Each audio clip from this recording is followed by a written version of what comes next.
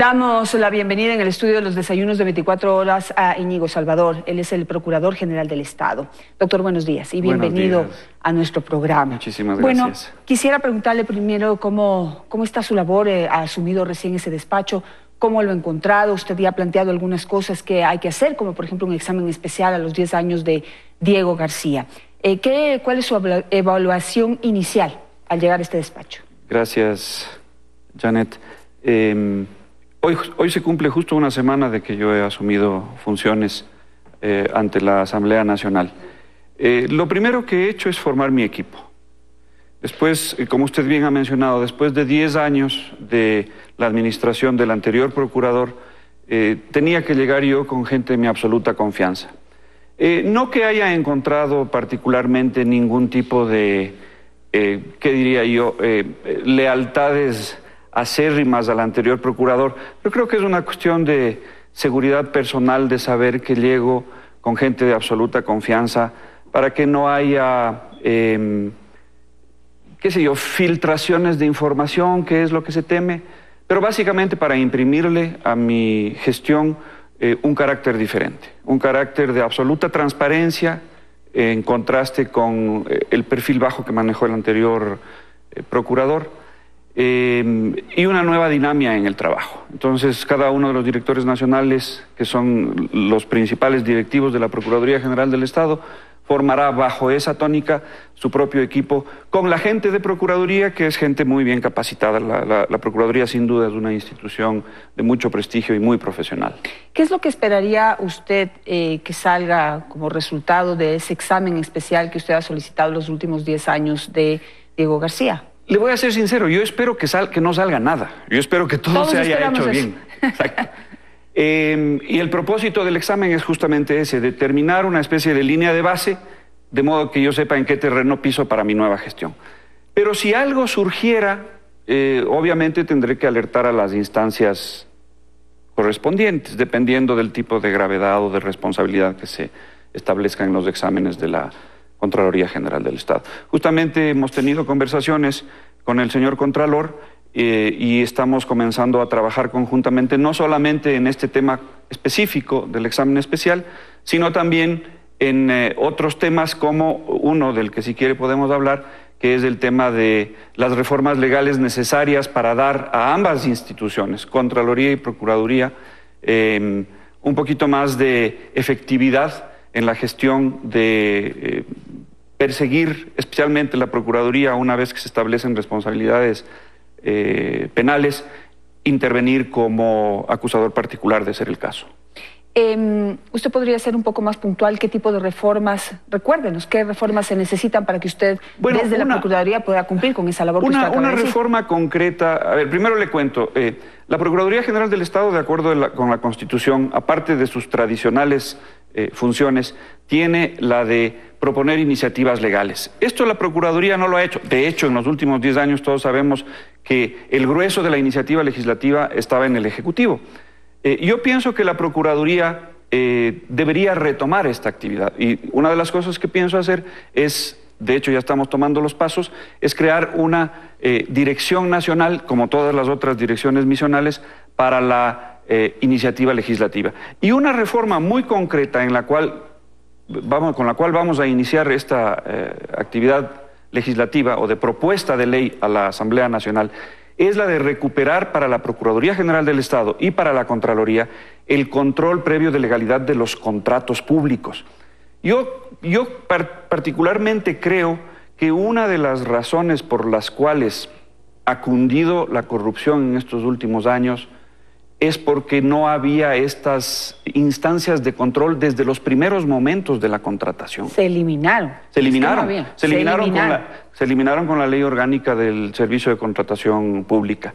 Quiero creer que a lo mejor con la mejor intención, pero ya vemos que no surtió los efectos que se esperaban. Y otra de las razones porque cuando llegamos a los famosos arbitrajes internacionales y esos arbitrajes se pierden, no se pierden solamente porque se ha hecho una defensa deficiente. Es más, yo creo que la defensa que se ha hecho no ha sido todo lo deficiente que se quiere hacer aparecer. Se pierden porque a lo largo del proceso, primero de contratación, luego de ejecución del contrato, no hay ningún tipo de control. Y entonces ahí hay un desorden total. Los incumplimientos de una o de la otra parte en el contrato son inevitables y terminamos en unos arbitrajes internacionales que para los países en desarrollo siempre son cuesta arriba. Claro, defender cuando lo hecho está, le queda mucho más difícil a la Contraloría que ayudar a prevenir. Así es. Errores o actos de corrupción. Así es. Los abogados que hemos litigado toda la vida sabemos, y claro, al cliente se le puede decir: ve, tu caso no es un caso exitoso, vamos a tratar de reducir los daños. Al Estado ecuatoriano no se le puede decir eso. La opinión pública no entiende la diferencia entre reducir los daños y perder solo un poco. Al final, para ellos, derrota es derrota. ¿Cuándo presentará usted esta solicitud de reforma? A ver, tengo que ir por partes. Estoy creando la Dirección Nacional de Iniciativa Legislativa. Yo creo que eso me llevará un mes, mes y medio. Los trámites en la burocracia ecuatoriana resultan ser bastante más complicados que lo que uno quisiera. Y ese es el primer proyecto. Entonces yo calculo que ahorita estamos en agosto, yo calculo que hacia octubre estaremos haciendo esa. Claro, porque mientras tanto puede ir preparando el... Claro. Y de hecho ya tengo la persona indicada que está trabajando en eso. Hablemos un poco del papel de la Procuraduría en cuanto a los juicios, digamos, que se llevan en contra del Estado. Es el defensor del Estado ecuatoriano. En ese sentido, muchos de los procesos van a las cortes internacionales y es precisamente el procurador quien tiene el papel de defender al Estado. Pero usted, ¿cómo ve esto de que ahora se está destapando todo lo que sucedió en el gobierno anterior, no solamente en actos de corrupción, sino también de violación de derechos humanos? Y hay muchas personas que preparan, e instituciones que preparan, o empresas que preparan demandas contra el Estado fuera del Ecuador porque pues ya se han agotado todas las instancias judiciales aquí y se llevan todas las pruebas de que ha habido supuesta violación de los derechos procesales. ¿Usted ve venir esa ola, digamos, de trabajo para la Procuraduría General del Estado y cómo enfrentarla? Abordo de entrada la última parte de su pregunta. Sí, la verdad es que como resultado de la inoperancia del sistema judicial, por un lado, pero antes incluso de la vulneración de los derechos de los ciudadanos, procesos que normalmente deberían solucionarse a nivel interno terminan yendo a cortes internacionales. Vulneración de derechos humanos terminan en la Comisión y la Corte Interamericana. Violación de derechos de inversionistas o en temas comerciales terminan en arbitrajes internacionales. Eso sin contar los casi 90.000 casos que maneja la Procuraduría en defensa de los intereses del Estado en cortes nacionales. O sea, el trabajo de patrocinio, decimos nosotros en términos legales, que es esto de representar a un cliente, este cliente en concreto es del Estado, frente a los tribunales, sean nacionales e internacionales. Esta labor de patrocinio de la Procuraduría es enorme. En el tema de derechos humanos, una cosa que he dicho y que me comprometo a llevar adelante es tratar de solucionar todas las violaciones o las más posibles. Obviamente muchas cosas son violaciones graves, violaciones que para los vulnerados, para los interesados, no pueden arreglarse fácilmente y quieren de todas maneras ir a un tribunal internacional o corte interamericana o en todo caso al sistema interamericano de protección de los derechos humanos. Pero en aquellos casos en que sí sea posible llegar a un arreglo, la Procuraduría está abierta a tratar de solucionar esos temas aquí y ahora, sin necesidad de recurrir a la Corte Interamericana. Y creo que de todas maneras la misma opción, el mismo enfoque debería ser dado a los temas gruesos monetarios, económicos de los inversionistas que tienen reclamos contra el Estado ecuatoriano.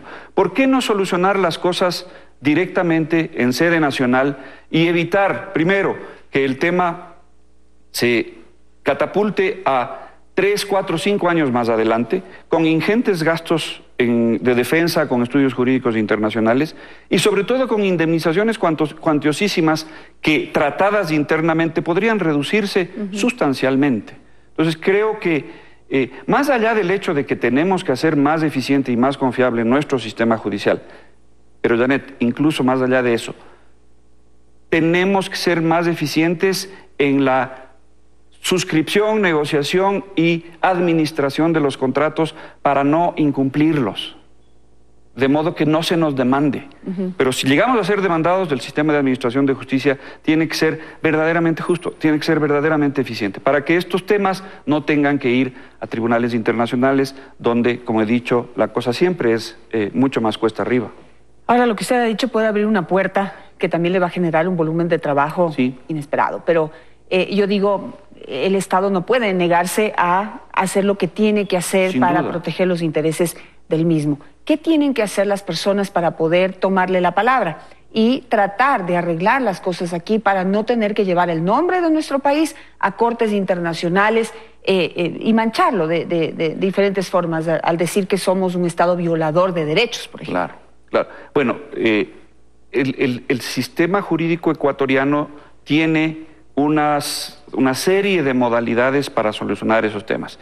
La primera es el sistema judicial, es decir, recurrir a las Cortes, confiar que las Cortes administren justicia. Esa es una forma. La otra forma es acudir a los sistemas de solución alternativa de conflictos. Centros de mediación, la propia Procuraduría tiene uno.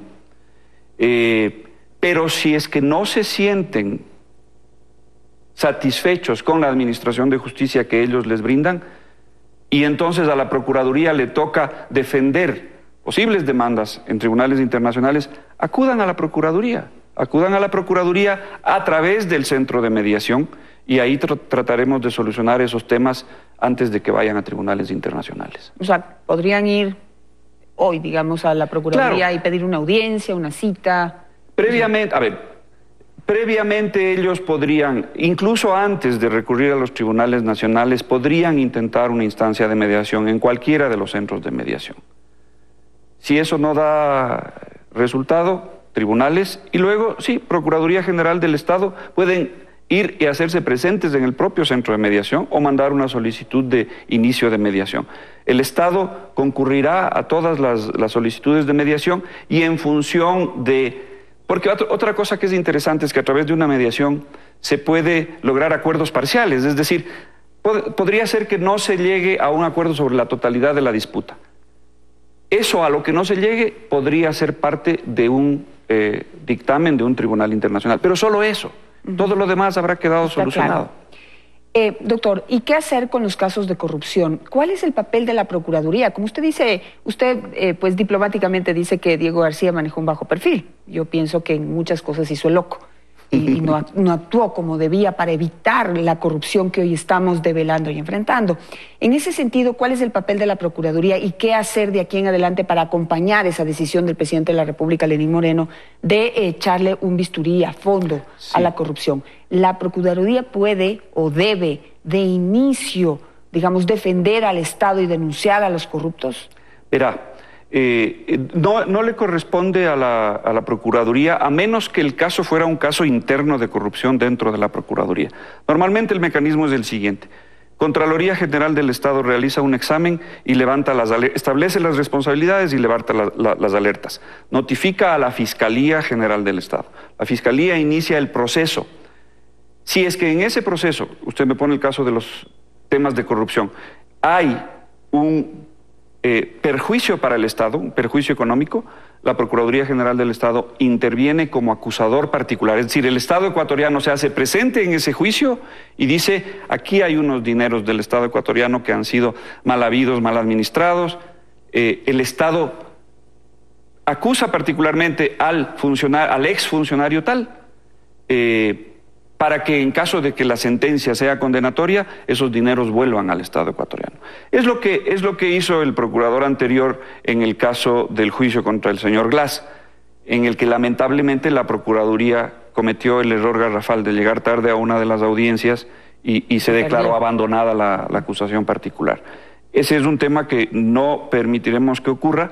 De hecho, estoy reforzando el área de patrocinio penal, porque como la Procuraduría en el pasado no había ejercido este papel, el área penal no es el área más fuerte. Entonces la estoy fortaleciendo ahora. Las papas calientes que le quedan ahora a la Procuraduría General del Estado y que tendrá que enfrentarlas a usted. En primera instancia, y sobre lo que se tomó una decisión reciente, el caso Chevron. Ya en las Cortes Nacionales se ratificó la sentencia en contra de la Internacional Petrolera, pero el caso está todavía en Cortes Internacionales y allá en cambio llevamos las de perder, porque se han develado un montón de irregularidades que también se cometieron aquí en el proceso judicial y que pues aquí de alguna manera se han negado, pero allá se están tomando en cuenta. En este caso que yo no sé qué visión tiene usted, pero yo pienso que la Procuraduría dejó que se agrande el caso, dejó que el Estado se dedique a hacer una campaña, la mano sucia de Chevron, en donde se develó más bien la mano sucia de los Alvarado, y no se resolvió el tema. Y ahora estamos en una corte internacional con un serio peligro de, hasta el momento, y dígame usted su visión, de perder ese caso. Sí, lamentablemente esa es la probabilidad más alta, que perdamos ese caso. Ese tema a lo que nos lleva es a una conclusión clara, y es que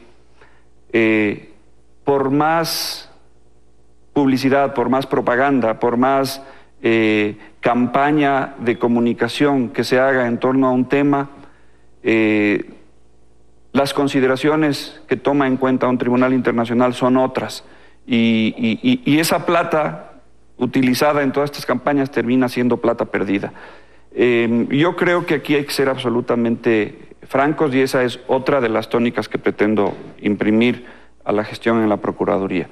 Es decir, a pesar de que puede ser mediáticamente negativo, yo creo que hay que ser francos. Si es que tenemos las de perder, decir vamos a perder, preparar la estrategia, las posibles estrategias posteriores, análisis de posibles nulidades en el laudo, porque no hay otra alternativa. Como usted sabe, en el ámbito internacional, solo si es que el acuerdo arbitral establece específicamente una instancia de apelación, es que hay la posibilidad de revisar un laudo, pero generalmente los laudos son de última instancia, y la única posibilidad que queda es buscar algún tipo de nulidad.